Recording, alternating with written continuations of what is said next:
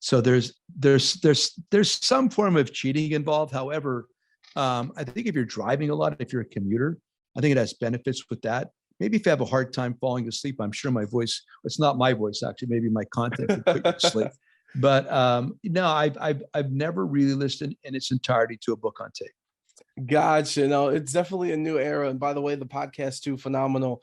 You and Joe Verducci. But now let's I want to know, now that the book is out, um, what was the process like making this book? And also, how long did it take from being a thought in your mind to now actually being out wherever books are sold? Solid. That's a great question. Started 2019 after our season with the Cubs. I saw Tom and I started talking. We had briefly discussed it in the past about doing something together. So we decided 2019 fall, and then decide it's going to be comparing and contrasting managers from 1980 to present time. And then beyond that, take all the Maddonisms and try to extrapolate, expand on them, and build chapters off them, which Tom did a beautiful job with. Eventually, after having been let go by the Angels, Tom said, listen, we got to put something together at the end of this year also. So 2020 during the pandemic, I taped on my bicycle 90 maybe out of 100 days, about an hour a day into this dictaphone while I had it clipped to my shirt on my with a little fuzzy. And I talked for 45 minutes to an hour a day and sent it to Tom, and Tom would get back to me and ask me to dig down more deeply here. Could you give me more about this particular situation? And this was like almost every day, literally for 3 months, that we would go back and forth. And that's how it happened. And so after that time period, I said, do you have enough, Tom? He said, yes, I'm good. And then he put he weaved his magic within the book, and that's what you're seeing right now. Fantastic. I'm about halfway through the book. It's been an enjoyable ride. And before we dive into it, I do want to ask you two newsworthy topics around baseball. Sure. First and foremost, the rule changes that will be implemented next year, which are the pitch timer, the limits on the shifts, the bases getting bigger. What's your take on that? I love the clock. I think that's the one thing I've been clamoring for the last several years. I think that's the one rule that could benefit all the others combined, possibly, and the one that, if given an opportunity to work, possibly would not have required anything else to be done. That was my original take, but I thought that for years. After that, the shift being disbanded, whatever, I think it's going to lead to even more left-handed pull hitters and not less. I don't see really it doesn't make sense to me why contact hitter is going to be at a greater premium because of that. I'm eager. I might be absolutely wrong, but I'm eager to find out, because with one less guy on that pull side, lefties are going to really try to have at it. I think the shift has never been designed to prevent singles hitters or contact guys anyway. So I don't get that. The bigger bases, I'm curious. That was Theo's idea. And the point is to try to, I think, to first of all, safety. And then the other part is to encourage base stealing, which is fine. But base stealing is not going to be attempted more often unless it's got the blessing of front offices. That is an anti-analytical method, because everybody loves when you're safe. Everybody hates when you're out. So I'm so curious to see if that actually does do that. Last point, guys haven't been stealing bases. Even though there's a little bit extra room on both sides, it's still about technique, getting a good jump and beating up your body. So I'm curious to see how guys react to that too. And I'd be remiss if I don't ask you this specifically, Sure. With us being here in Las Vegas. How does coaching in either an expanded or relocated team in Las Vegas sound to you? Oh, interesting. Absolutely would be interesting. The place there's all kinds of sports folks coming in from all different parts of the United States and beyond. The biggest part about that would be difficult is just the fact that the ball carries so much there. In Colorado, it's difficult, but I know both teams are playing under the same set of circumstances. But as a pitcher playing in that altitude and the way the ball travels, it can wear you down a little bit. The same thing happens somewhat in Arizona. That'd be my biggest concern, is just altitude, or ball flying, dry air, light air. You'd have to build a big ballpark, I think. And I guess the humidor may help that a bit. But more than anything, Vegas is going to do it big. It's Vegas. Of course. So the ball, seriously, the big numbers in the outfield. I don't even know what percentage, 10 more feet, 12 more feet, 15 more feet than you see in a conventional ballpark. Whatever the percentage gain is on a fly ball, I would try to adjust to that. But I think there'd be a lot of buzz for it. I think there'd be a lot of action with that. I think there'd be a ton of interest with that. would be my belief. And again, it's got to be domed. There's no way you're sitting outside in that, and because it's very similar to Arizona, but it'd be interesting. Yeah. And let's get into the book now. The Book of Joe, Trying Not to Suck at Baseball and Life. One hell of a title.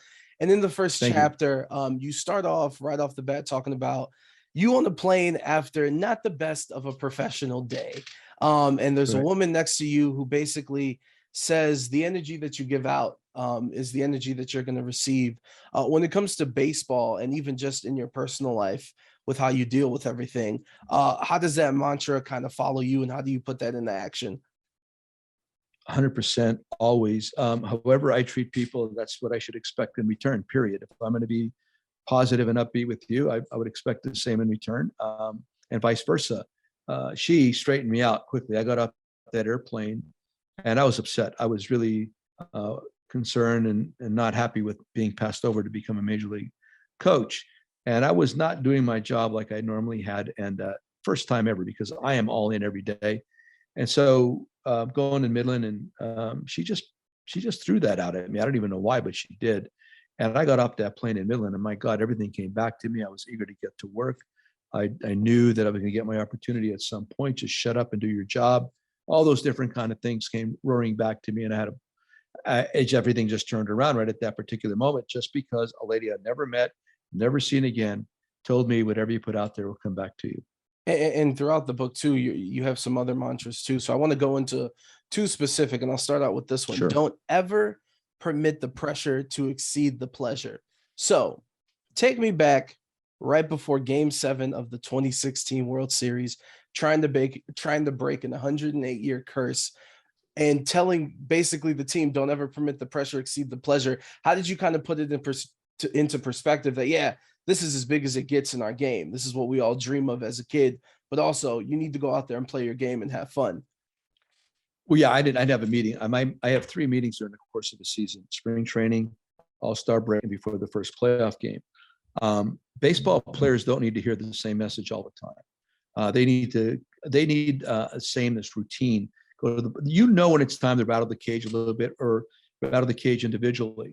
So our guys are ready to perform. They didn't need me and some kind of rah-rah speech to get where they wanted to be.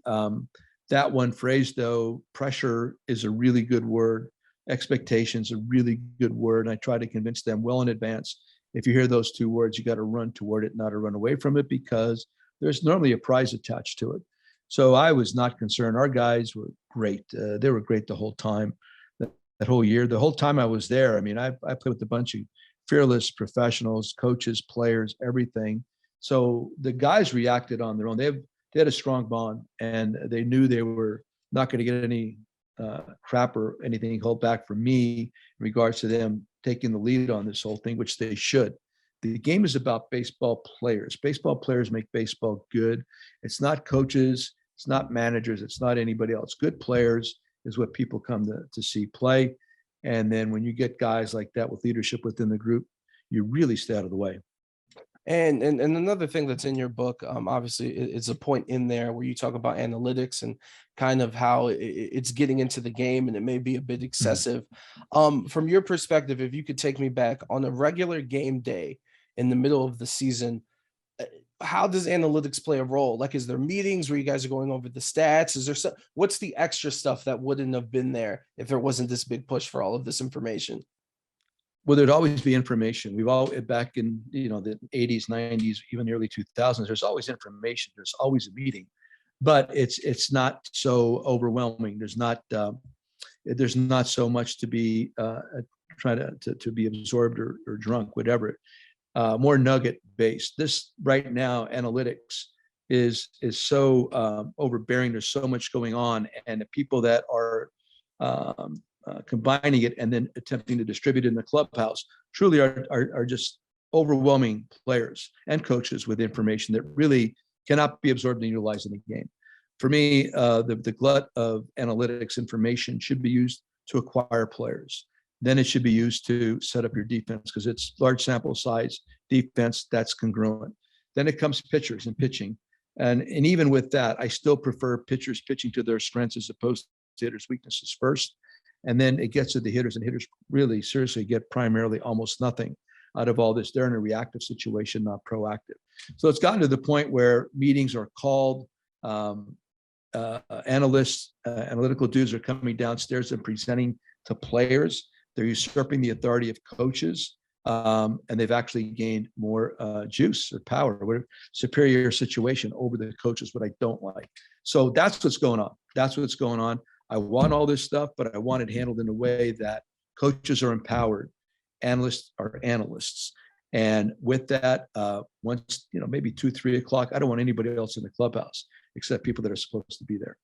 And another thing that's in your book that I really appreciated is, throughout your history as a manager, Albert Pujols, Chris Bryant, Mike Trout, Shohei Ohtani, Yu Darvish, the list goes on. And you've been very fortunate in that respect. And I'm curious with Ohtani, like obviously his level of stardom and what he's doing as a player, it's unheard of. We haven't seen this in a very long time for anyone that's alive to see Babe Ruth, I guess.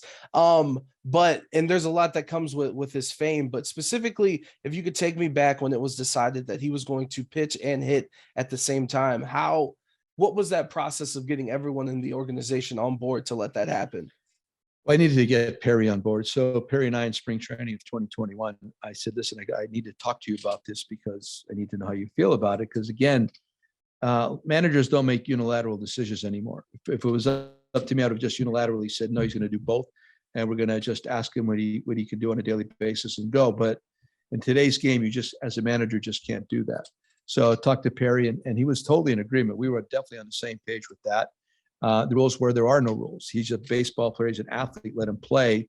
And we'll monitor it as we went along, not even to the point where there was a pitch limit based on the entire season that he was expected to not exceed. So nothing. The rules were, Shohei, how do you feel?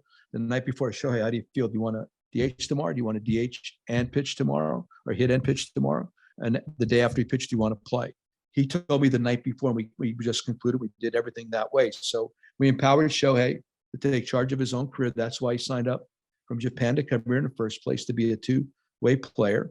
For us to get in the way of his greatness was absolutely wrong. So it was a combination of getting Perry.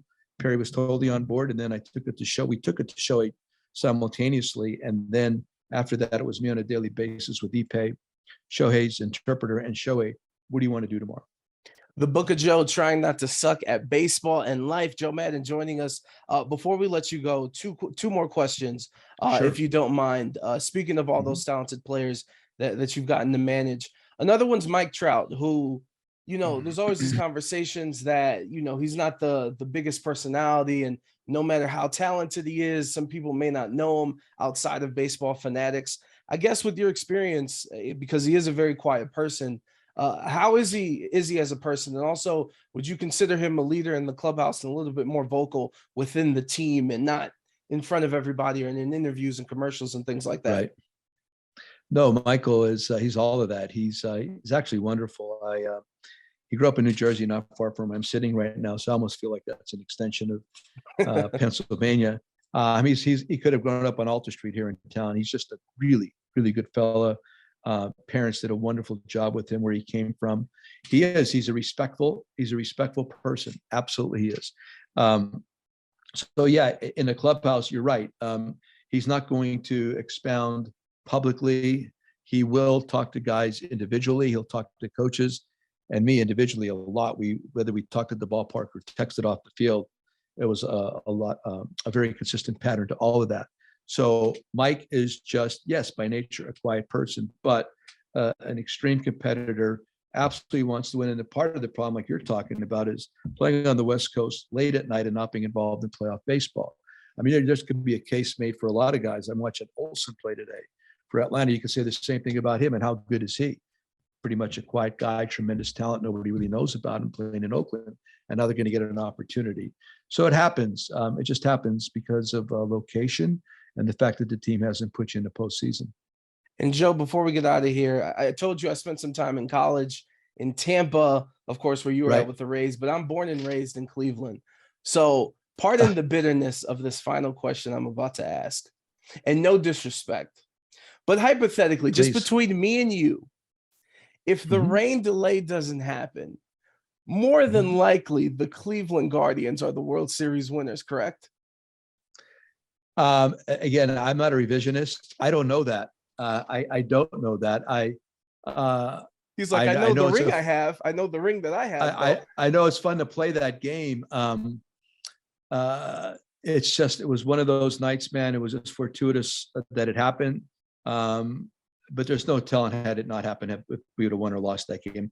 But I do think it worked to our advantage in the sense that the meeting was that beneficial. Our guys came out with renewed vigor. It was just a look in their eyes. They weren't going to be denied. So if Cleveland fans feel better to think that rain prevented them from winning the World Series, that's fine. No, it's probably one of our pitchers playing with drones and not being able to pitch in that series. Anyway, the Book of Joe, trying not to suck at baseball and life, is officially out. Congratulations, Joe. And thank you so much for the time. We appreciate you. Great job, Adrian. Thanks for having me on, buddy. Of course. Thank you so much, Joe, and hopefully talk to you soon. Be well. Thank you, Adrian. Best to your family too, buddy. Thank you. Bye.